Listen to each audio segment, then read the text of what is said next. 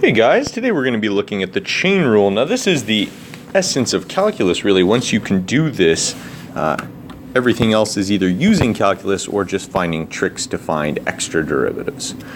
So basically what we're going to look at here is composite functions and how to take derivative of a composite function. So hopefully you remember from grade 11 that a composite function is a function which contains a second function. So, well, let me try that again. A function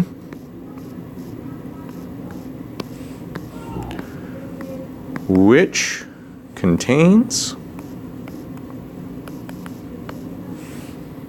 a second function. Okay, so let's look at some examples here. So if I have f of x is equal to x squared and g of x is equal to x minus 3, then having f of x, or f of g of 2 would mean, well, first of all, I could say g of 2 is equal to 2 minus 3, so that would be equal to negative 1. And f, whoa, what's going on? F of negative 1 equals negative 1 squared, so it equals 1. Okay? Similarly, we could do f of 2 is equal to 2 squared, so that equals 4. And g of 4 is equal to 4 minus 3, that's a 3, which equals 1. Okay? So to actually break it down as a function, basically what we would have here then is we would take the x squared and replace the x with the x minus 3. So we'd have an x minus 3 squared. If we were to do it the other way around and do g of f of x, this would give us x squared. We replace our x with an x squared minus 3. Okay? So there we go. So that's what composite functions are. So let's look at the chain rule here. Okay, so what the chain rule is if we have a function, we'll call it h of x, and it is equal to f of g of x. So we've got a function contained within another function.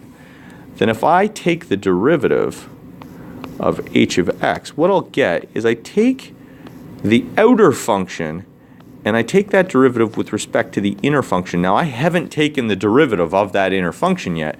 Now what I'm going to do is I'm going to multiply, that's supposed to be a dot, I'm going to multiply that by the derivative of the inner function. Okay? Alternatively, I could write this in Leibniz notation, which in actual fact this is where Leibniz notation is almost better if you ask me, but a lot of people disagree. What you have is that you take if our first function is y and the variable is x, I take the derivative in terms of the outer function, which we'll call u, and then I multiply that by the second function in terms of the variable. Okay? So that's the chain rule. So let's see how it works here. So I get a couple examples. So the first one here, so you can see the outer function. Okay, let's see, let's call it g of x. You wouldn't actually have to write this part out, but g of x, our outer function here would be x to the 100.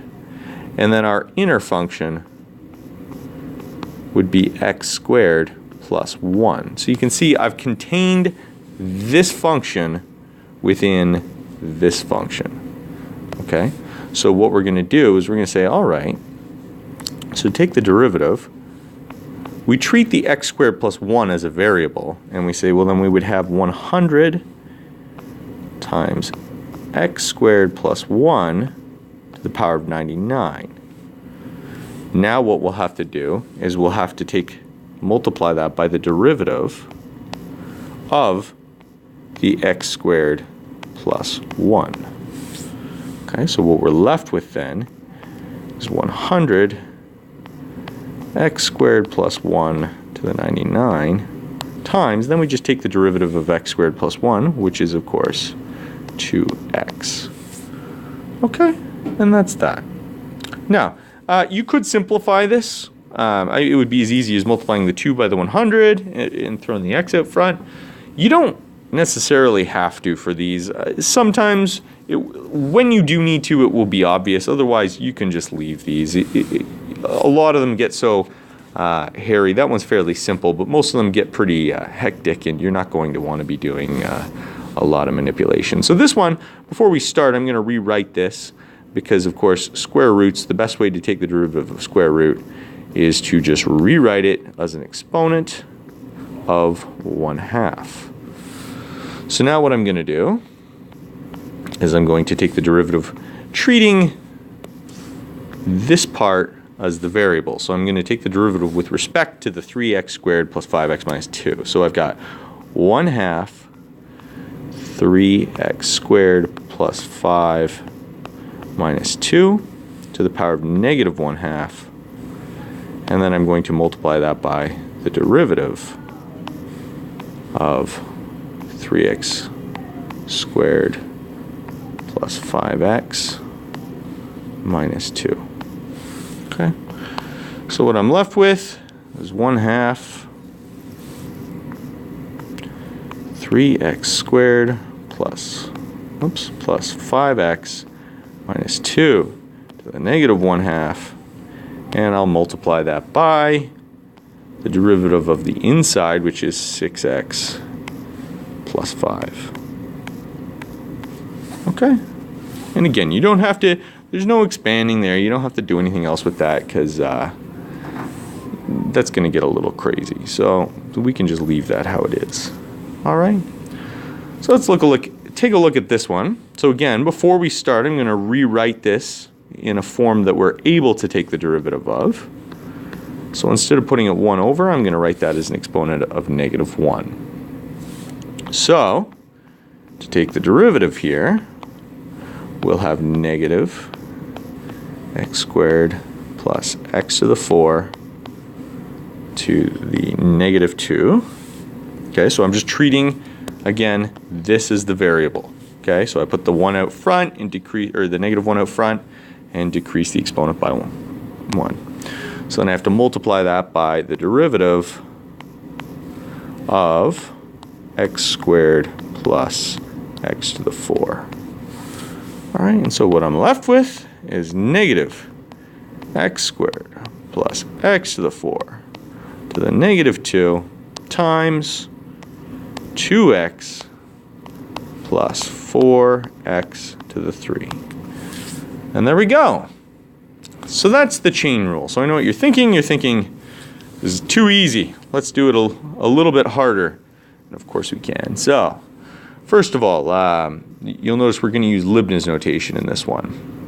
And as I say, at this point, I think the Leibniz notation moving forward will actually become more relevant and easier to use. But throughout this course, it really doesn't make a difference. In whatever you're more comfortable with is fine, unless I've sort of dictated how you're going to do it here.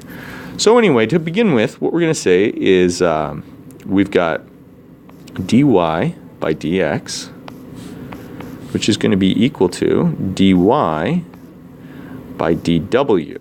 So I'm going to take the derivative of y with respect to w, and then I'm going to multiply it by the derivative of w with respect to x. Okay?